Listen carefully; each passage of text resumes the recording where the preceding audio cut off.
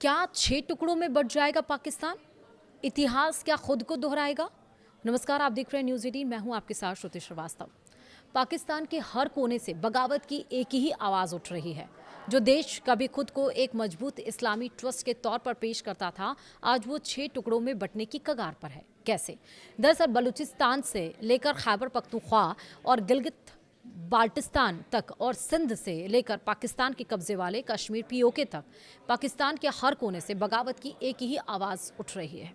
जो देश कभी खुद को एक मजबूत इस्लामी ट्रस्ट के तौर पर, राष्ट्र के तौर पर पेश करता था, आज वह ज़मीनी हकीकत का सामना कर रहा है, जहां उसकी सरकार, सेना और तमाम संसाधन सिर्फ एक प्रांत पंजाब और एक शहर रावलपिंडी के नियंत्रण में सिमट कर रह गए हैं। बलूचिस्तान से लेकर खैबर पख्तूनख्वा और गिलगित बाल्टिस्तान तक, सिंध से लेकर पाकिस्तान के कब्जे वाले पीओके तक, इस वक्त पाकिस्तान के हर कोने से एक ही आवाज़ आ रही है, विद्रोह की। जो देश अपने आप को एक मजबूत इस्लामिक ट्रस्ट बताता था, आज उसकी ज़मीनी हकीकत ये है कि उसकी सत्ता, उसकी सेना और उसके सारे संसाधन सिर्फ एक प्रांत पंजाब और एक शहर रावलपिंडी के कब्जे में सिमट कर रह गए हैं। बढ़ते असंतोष को देखकर यह कहना गलत नहीं होगा कि पाकिस्तान एक और बड़े राजनीतिक और भौगोलिक संकट की ओर तेजी से बढ़ रहा है और 6 टुकड़ों में बंटने की राह पर है। दरअसल पाकिस्तान की राजनीति, सेना और ब्यूरोक्रेसी में दशकों से पंजाब का एक छत्र राज रहा है। देश की 50% से ज़्यादा आबादी पंजाब में है, लेकिन आरोप है कि 80% से ज़्यादा सैन्य अफसर, बड़े नौकरशाह और सत्ता के केंद्र इसी प्रांत से आते हैं। रावलपिंडी में बैठा GHQ ही पाकिस्तान की असली सरकार है। प्रधानमंत्री और संसद सिर्फ चेहरे हैं। इस पंजाब केंद्रित सत्ता ने बाकी प्रांतों को सिर्फ एक कॉलोनी की तरह इस्तेमाल किया है। उनके संसाधन लूटो और उन्हें गुलामी और बारूदी सुरंगों पर जीने के लिए छोड़ दो। यही केंद्रीकरण आज पाकिस्तान के टूटने की सबसे बड़ी वजह बन रहा है। बात अब उन 6 प्रांतों की जो आज़ादी मांग रहे हैं। पहला, बलूचिस्तान। विद्रोह की सबसे बड़ी आग यहीं लगी है। बलूच लोग सालों से कह रहे हैं कि उनका गैस, सोना और ग्वादर पोर्ट पंजाब लूट रहा है, जबकि बलूच लोग भूख और गरीबी में जी रहे हैं। बलूच लिबरेशन आर्मी BLA का हमला अब रोज़ की खबर बन गया है। ये सिर्फ विद्रोह नहीं, एक पूर्ण स्वतंत्रता आंदोलन है। दूसरा है खैबर पख्तूनख्वा।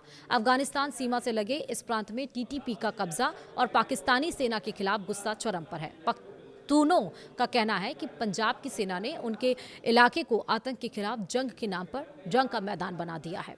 तीसरा, सिंध में सिंधु देश की मांग फिर तेज हो गई है। सिंध के लोग मानते हैं कि कराची से कमाया पैसा और सिंधु नदी का पानी सब पंजाब की तरफ मोड़ा जा रहा है। कराची में पानी और बिजली का संकट इसी सौतेले व्यवहार का नतीजा है। चौथा है गिलगित बाल्टिस्तान। पाकिस्तान ने इसे आज तक संवैधानिक दर्जा तक नहीं दिया है। यहाँ के लोग ना पाकिस्तानी हैं और ना ही उन्हें कोई अधिकार मिलता है। ज़मीनें चीन को CPEC के नाम पर दी जा रही हैं और स्थानीय लोग बेरोजगार घूम रहे हैं। पांचवा है पाकिस्तान के कब्जे वाला कश्मीर POK। जी हाँ, मुजफ्फराबाद से लेकर मीरपुर तक भारी विरोध प्रदर्शन हो रहा है। POK के लोग आटा, बिजली और अपने हक के लिए सड़कों पर और सीधे इस्लामाबाद से आज़ादी की बात कर रहे हैं। वे खुद को गुलाम कहते हैं। छठा है पंजाब बनाम पंजाब। अब तो खुद पंजाब के अंदर भी दरार है। दक्षिणी पंजाब के लोग सराइकी प्रांत की मांग कर रहे हैं, क्योंकि उन्हें लगता है कि सारा विकास सिर्फ लाहौर और उत्तरी पंजाब तक ही सीमित है। सवाल ये भी है, क्या इतिहास खुद को दोहराएगा? दरअसल 1971 में भी यही अहंकार था। पूर्वी पाकिस्तान, जो अब बांग्लादेश के लोगों का शोषण किया गया, मतलब बांग्ला के लोगों का शोषण किया गया, उनकी भाषा और संसाधनों को लूटा गया और नतीजा हुआ कि पाकिस्तान 2 टुकड़ों में बंट गया। आज वही कहानी 6 अलग अलग प्रांतों में दोहराई जा रही है। एक ऐसा देश जिसका कुल क्षेत्रफल तो बहुत बड़ा है, लेकिन जिसकी सत्ता सिर्फ एक प्रांत के हाथों में हो, वो देश ज़्यादा दिन तक एक नहीं रह सकता। सवाल अब ये नहीं कि क्या पाकिस्तान बटेगा, सवाल ये है कि ये कब बटेगा। वीडियो में इतना ही। नमस्कार।